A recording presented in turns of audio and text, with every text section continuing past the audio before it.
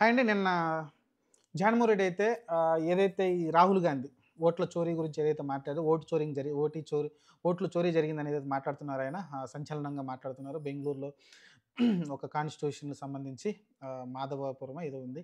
ఆ ఏరియాలో ఒకే వ్యక్తికి 4 ఓట్లు, 3 ఓట్లు ఉండడం, అతని ఒక నియోజకవర్గంలో అతను ఓట్లు వేయడం. దాదాపు 1,00,000 ఓట్లు ఉన్నాయి. అక్కడ 30,000 మాకు అంటే తేడాతోటి మేము ఓడిపోయాం ఎంపీ సీటు. కానీ అక్కడ 1,00,000 ఓట్లు దొంగ ఓట్లు పడ్డాయనైతే ఆయన మాట్లాడడం చూసాం.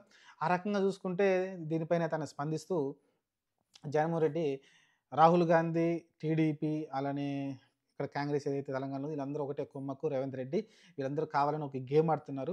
కనీసం మా గురించి ఒకసారైనా చెప్పారా? ఇక్కడ కనీసం ఆంధ్రప్రదేశ్‌లో మరి వాళ్ళ ప్రతినిధి గాని లేకుంటే ఇప్పుడు నేషనల్ మీడియాలో కాంగ్రెస్ తరపున మాట్లాడే ప్రతినిధులు ఎవరు గూడా ఇక్కడ జగన్మోహన్ రెడ్డి గూడా ఇలా రిగ్గింగ్ చేసి లేకుంటే దొంగ ఓట్లు పడి ఓడిపోయాడని అయితే ఎవరు చెప్పట్లేదు. ఇదంతా చూస్తే మీకు అర్థమవుతుంది గదా! టీడీపీ గూడా రాహుల్ గాంధీకి టచ్‌లో ఉంది. అలానే ఇక్కడ రేవంత్ రెడ్డి వీళ్ళందరూ ఒకటే బ్యాచి. వీళ్ళందరూ కుమ్మక్కయ్యారు. అందుకే అసలుకేం మాట్లాడట్లేదు. ఈయన ఇంతలాగా మాట్లాడుతున్నాడు దేశవ్యాప్తంగా ఇలా ఓట్లు చోరీ జరిగిందని. కనీసం ఇక్కడ మరి జగన్మోహన్ రెడ్డి వైసీపీ తరపున ఎందుకు ఓడిపోయాడని మరి ఆయన ఎందుకు చెప్పలేదు. కనీసం ఆ మాట కూడా ఎత్తలేదు. మరి ఇదేంటి వాళ్ళందరూ ఒకటే కుమ్మక్కయినట్టు కాదా అనేది మాట్లాడుతా ఉన్నాడు. వాళ్ళందరూ ఒకటే అన్నట్టుగా మాట్లాడుతా ఉన్నాడు. నిన్నటిదాకా మనం అనుకున్నాం ఈ ఓట్ల చోరీ గురించి మిగతా వైసీపీ వాళ్ళందరూ మాట్లాడుతుంటే జగన్మోహన్ రెడ్డి ఏమన్నా ఎన్‌డీఏ కూటమిలోకి ఎళ్తాడేమో అనిపించే విధంగా అయితే కొన్ని చర్యలైతే కనపడ్డాయి. కానీ నిన్న మళ్ళీ జగన్మోహన్ రెడ్డి మాట్లాడిన తీరు చూస్తే అస్సలు ఛాన్సే లేదు. రాహుల్ గాంధీ తోటి బద్ధ శత్రువులాగానే కనపడుతూ ఉంది. వాళ్ళు దాన్ని సపోర్ట్ చేయడం గాని ఏమి చేయట్లేదు. ఎందుకంటే ఇక్కడ చెప్పలేదు కదా! ఆంధ్రప్రదేశ్ జరిగిన ఎన్నికల గురించి ఏం మాట్లాడలేదు.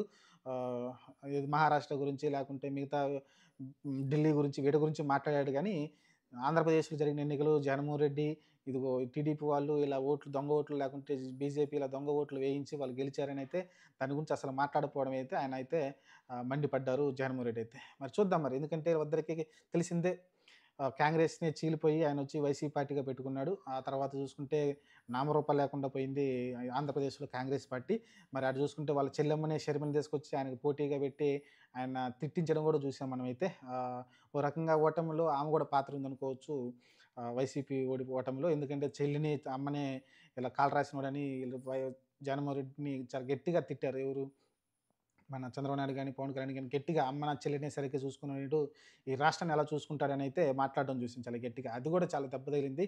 దాని కారణంగా ఈరోజు ఓటు చోరీ గురించి దేశమంతా మాట్లాడుతున్నాడు రాహుల్ గాంధీ. కనీసం ఇక్కడ మా ఆంధ్రప్రదేశ్‌లో జరిగిన దాని గురించి అసలు మాట్లాడలేదు. ఈ ఏదైతే ఈవీఎంల స్కామ్ కావచ్చు ఇయన్నీ ఏం మాట్లాడలేదు. వీళ్ళంతా చంద్రబాబు నాయుడు, రాహుల్ గాంధీ, రేవంత్ రెడ్డి అందరూ ఒకటే. వాళ్ళని నమ్మొద్దని అయితే జగన్మోహన్ రెడ్డి నిన్న కూడా అది దానికి ఒక క్లారిటీ అయితే ఇవ్వడం చూసాం.